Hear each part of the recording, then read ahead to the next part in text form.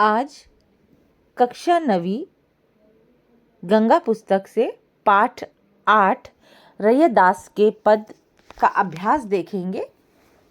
पहला जो प्रश्न है, रचना से संवाद, मेरे उत्तर मेरे तर्क। निम्नलिखित प्रश्नों के सटीक उत्तर चुनिए और यह भी बताइए कि आपको ये उत्तर उपयुक्त क्यों लगते हैं। पहला प्रश्न आपके समक्ष है, अब कैसे छूटे राम रट लागी पंक्ति का भाव है। 4 विकल्प हैं, देखिए। क, नाम उच्चारण की कठिनाई। ख, नाम रटकर याद करना। ग, आराध्य का नाम जपना। या फिर घ, मित्रों का नाम रटना। तो सबसे उपयुक्त और सही उत्तर है आराध्य का नाम जपना। कैसे ये उत्तर सही है, इसके लिए तर्क देते हैं कि यह उत्तर उपयुक्त है क्योंकि इस पंक्ति में रैयदास कह रहे हैं कि प्रभु राम का नाम जपने की जो आदत लग गई है वह अब छूट नहीं सकती।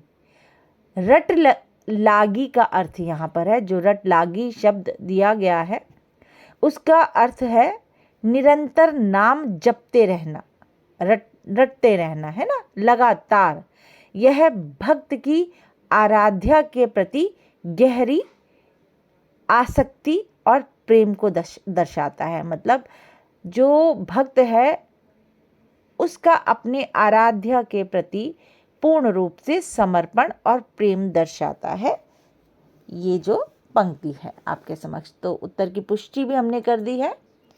यहाँ दूसरा जो प्रश्न आपके पास है वो है, प्रभु जी तुम चंदन हम पानी पंक्ति में आराध्या और भक्ति का संबंध किस रूप में व्यक्त हुआ है।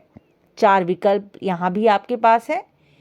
पहला, एकाकार और समर्पण। दूसरा, तरल और तीव्र सुगंध। तीसरा, आश्रय और आश्रित। चौथा, द्रव्य और ठोस। तो यहाँ जो सबसे उपयुक्त और सटीक उत्तर है वो है एकाकार और समर्पण। तो यह उत्तर उपयुक्त है। तर्क हम दे रहे हैं क्योंकि जब चंदन पानी में घुल जाता है तो दोनों एक हो जाते हैं और चंदन की सुगंध पानी के अंग अंग में समा जाती है।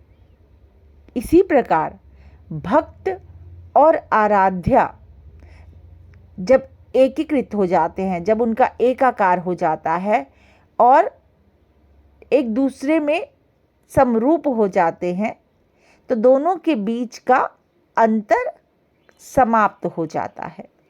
तो हमने तर्क भी दे दिया अपने उत्तर का कि क्यों हमने ये उत्तर चुना।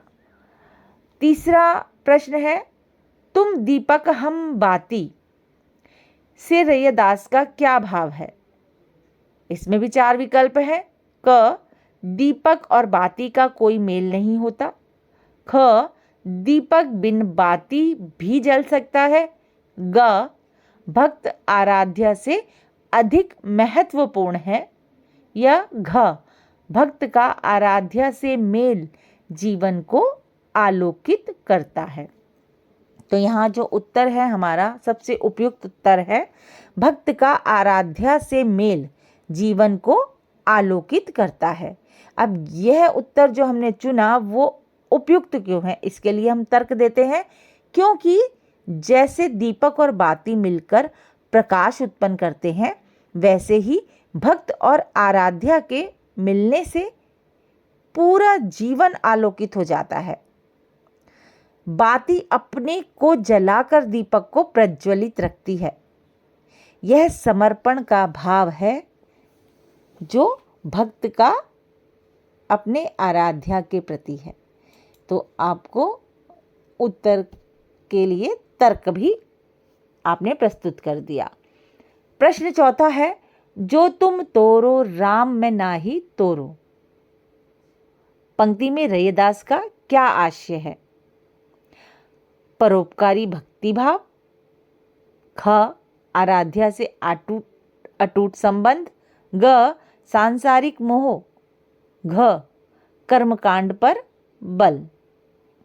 तो उत्तर है इसका ख, आराध्या से अटूट संबंध। इसके लिए तर्क हम देंगे कि क्योंकि रैयदास कह रहे हैं कि चाहे राम उनसे संबंध तोड़ ले पर वे राम का साथ नहीं छोड़ेंगे।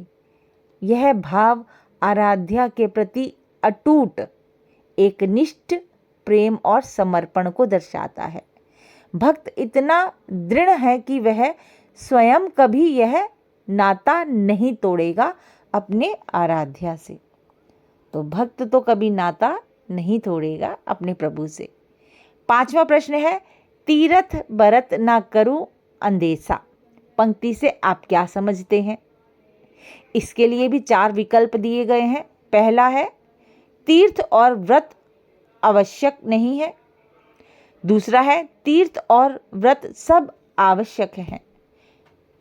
तीसरा है, तीर्थ जाने से मुक्ति निश्चित है। और चौथा है, घ जो है विकल्प, वो है आराध्या के चरणों में सच्चा आश्रय है। तो सबसे उपयुक्त उत्तर है आराध्या के चरणों में सच्चा आश्रय है।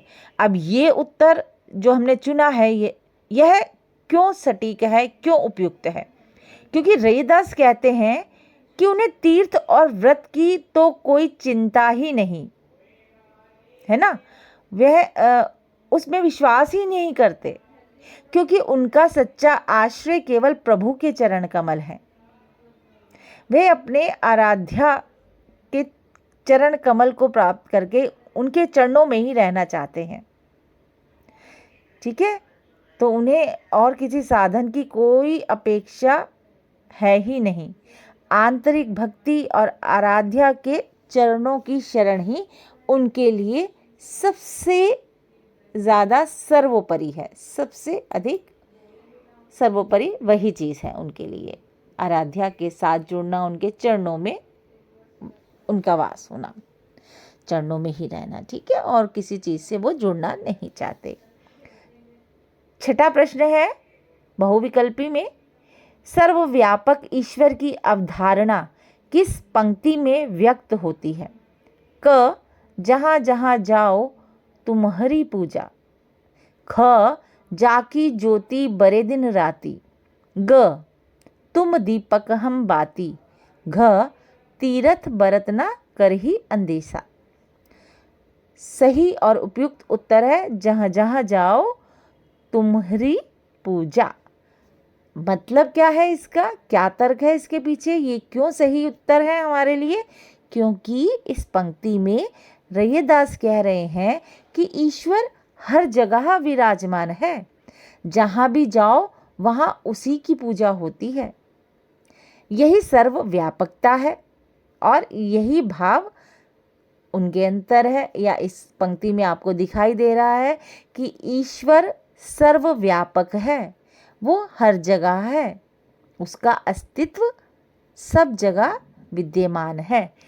तो हमने इन सभी 6 प्रश्नों के जो उत्तर हैं वो हमने विकल्प में से चुने। जितने भी विकल्प हमें दिए गए हैं उन विकल्पों में से हमने सही और उपयुक्त उत्तर चुने और तर्क भी दिया कि हमने यह उत्तर क्यों चुना है। तो आज की कक्षा में हम सिर्फ रचना से संवाद में मेरे उत्तर, मेरे तर्क प्रश्न ही करेंगे। आप आगे के प्रश्नों को करने की कोशिश कीजिए। अगली कक्षा में अन्य प्रश्नों के साथ मिलते हैं।